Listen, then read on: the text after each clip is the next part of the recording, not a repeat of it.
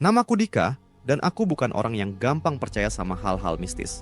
Aku selalu berpikir kalau segala sesuatu pasti punya penjelasan logis. Tapi kejadian ini, jujur saja, aku masih nggak bisa menjelaskan apa yang sebenarnya terjadi.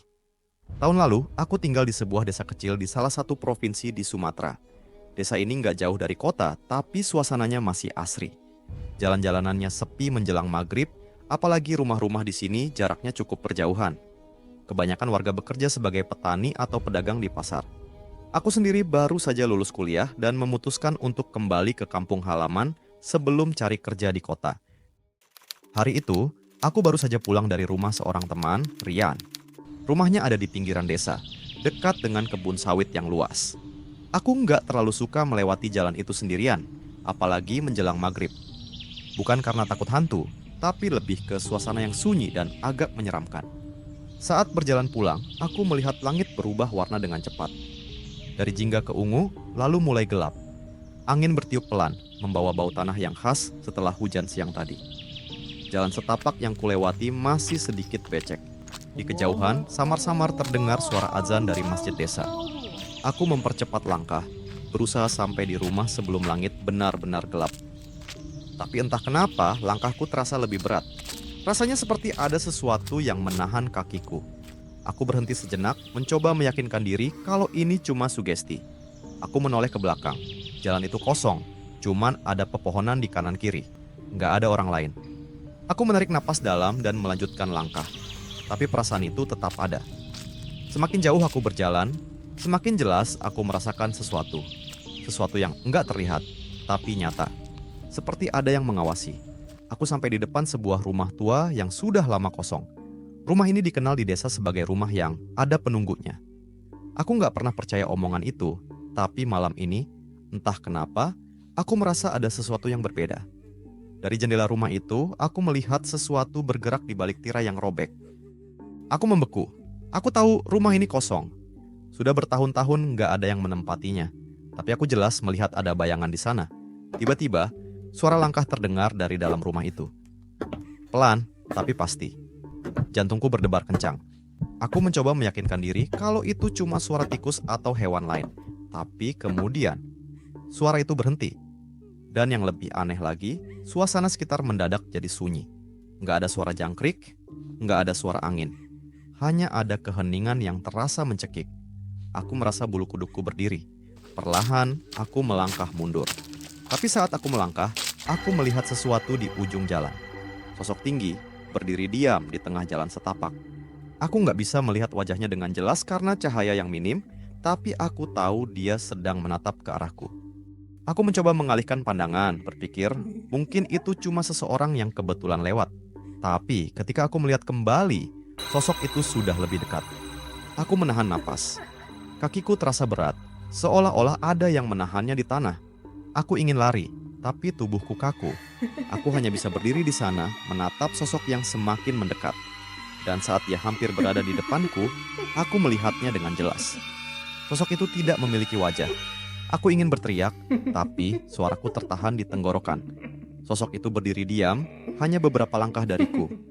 Aku bisa merasakan udara di sekitarku semakin dingin. Dengan sisa keberanian yang kupunya, aku melangkah mundur. Namun sebelum aku bisa bergerak lebih jauh, sosok itu mengangkat tangannya. Bukan dalam gerakan menyerang, tapi seperti memberi isyarat. Aku tidak tahu apa maksudnya, tapi tubuhku langsung terasa lemas. Aku memejamkan mata. Dan dalam sekejap, aku sudah berada di depan rumahku. Aku tidak tahu bagaimana aku sampai di sana. Aku tidak ingat berlari atau berjalan. Napasku masih terengah-engah. Aku menoleh ke belakang, jalanan desa masih terlihat sama, sepi dan gelap. Tidak ada sosok tadi. Tidak ada suara aneh. Semuanya tampak normal. Aku masuk ke rumah dan langsung mengunci pintu. Badanku gemetar. Aku mencoba meyakinkan diri kalau itu hanya imajinasiku, tapi aku tidak bisa melupakan sosok itu. Sosok tanpa wajah yang muncul di waktu maghrib.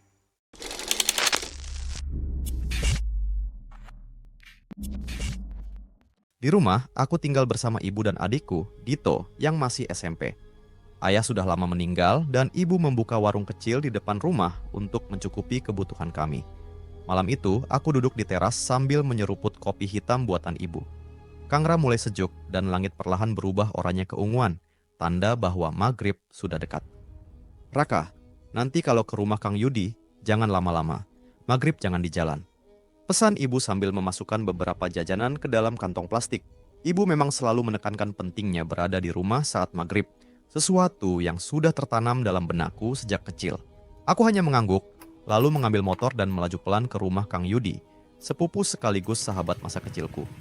Rumahnya tak jauh, hanya sekitar 2 kilometer dari rumah kami, melewati kebun teh yang cukup luas dan jalan setapak yang jarang dilewati orang setelah petang. Di rumah Kang Yudi, aku ngobrol santai sambil makan gorengan. Waktu berjalan cepat dan tiba-tiba aku tersadar langit sudah gelap keunguan, tanda matahari benar-benar tenggelam. Wah, maghrib nih. Aku balik dulu Kang, kataku sambil meraih kunci motor. Nginep aja sini. Besok pagi kita bisa mancing di sungai, ujar Kang Yudi setengah bercanda. Nggak deh Kang, ibu pasti nyariin kalau aku lama, jawabku. Aku buru-buru pamit dan menyalakan motor. Jalanan sudah mulai gelap dan hanya ada beberapa lampu penerangan di sepanjang jalan setapak. Pepohonan teh menjulang di kiri dan kanan, menciptakan bayangan gelap yang menari-nari di atas tanah saat diterangi lampu motor. Saat melewati tikungan kecil dekat sebuah pohon besar yang katanya angker, tiba-tiba aku merasa ada sesuatu yang berubah. Suasana mendadak sunyi. Tak ada suara jangkrik, tak ada suara burung, tak ada angin yang berembus. Hanya dengungan mesin motorku yang terdengar. Aku mempercepat laju motor, merasa ada yang tidak beres. Namun, semakin jauh aku melaju, jalanan terasa semakin panjang dan asing. Seharusnya dalam beberapa menit aku sudah sampai rumah, tapi entah kenapa aku merasa sudah mengendarai motor lebih lama dari yang seharusnya. Aku melihat jam di ponsel yang menunjukkan pukul 18 lebih 20 menit. Seharusnya aku sudah di rumah.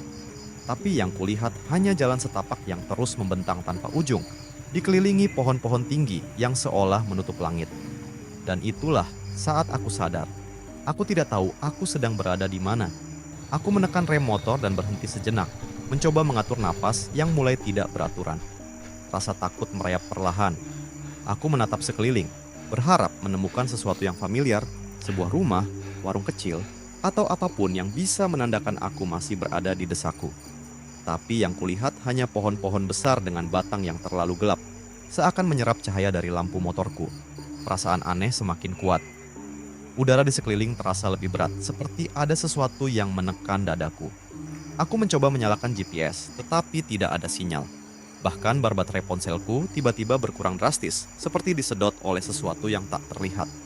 Aku menoleh ke belakang, pikir untuk berbalik arah dan kembali ke rumah Kang Yudi. Namun, yang kulihat justru jalan setapak yang berbeda dari sebelumnya. Bukan jalanan berbatu yang aku lalui tadi, melainkan tanah merah lembab yang dipenuhi akar-akar besar menjulur dari pohon di sekitarnya. Ini nggak mungkin, gumamku. Panik, aku memutar gas motor sekuat tenaga, berharap bisa keluar dari tempat ini secepat mungkin. Tapi saat roda berputar, aku merasa motorku tidak bergerak sejauh yang seharusnya. Seperti ada sesuatu yang menahan, seolah aku terjebak dalam ruang yang tidak nyata. Di kejauhan, samar-samar aku mendengar suara seperti bisikan. Suara itu pelan, nyaris tak terdengar, tetapi aku bisa merasakannya menyelinap ke telingaku. Pulang, pulang. Aku menoleh ke segala arah, mencari sumber suara itu. Tidak ada siapa-siapa. Tidak ada satupun tanda kehidupan di sekitarku. Lalu tiba-tiba, lampu motorku berkedip-kedip sebelum akhirnya padam total. Gelap. Dan dalam kegelapan itu, aku merasakan sesuatu atau seseorang berdiri tepat di belakangku. Jantungku berdebar kencang. Aku bisa merasakan napas hangat di tengkuku. Sesuatu yang mustahil karena udara di sekeliling justru terasa dingin menusuk. Perlahan, aku menelan ludah, berusaha menggerakkan tubuhku yang terasa kaku. Aku ingin berbalik, tapi di saat yang sama, naluri bawah sadarku berteriak, "Jangan lihat ke belakang." Telingaku menangkap suara langkah kaki kecil, seperti sesuatu yang beringsut mendekat dari tanah yang basah. Semakin lama, semakin dekat. Aku bisa merasakan bulu kuduku meremang. Lalu, suara itu berhenti. Hening. Sunyi yang sangat pekat hingga aku bahkan bisa mendengar detak jantungku sendiri. Tiba-tiba, di sudut mataku, aku melihat sesuatu. Bayangan hitam yang melata di tanah, tubuhnya kurus dan panjang seperti terbuat dari ranting kering. Ia tidak bergerak, hanya diam di sana, seakan menungguku melakukan sesuatu. Aku mencoba mengabaikannya. Dengan tangan gemetar, aku meraih saku celana dan menemukan sesuatu yang bisa menyelamatkanku. Kunci motor. Dengan sekuat tenaga, aku memasukkan kunci ke starter dan mencoba menyalakan mesin. Suara knalpot yang tiba-tiba meledak dalam keheningan membuat sesuatu itu bergerak.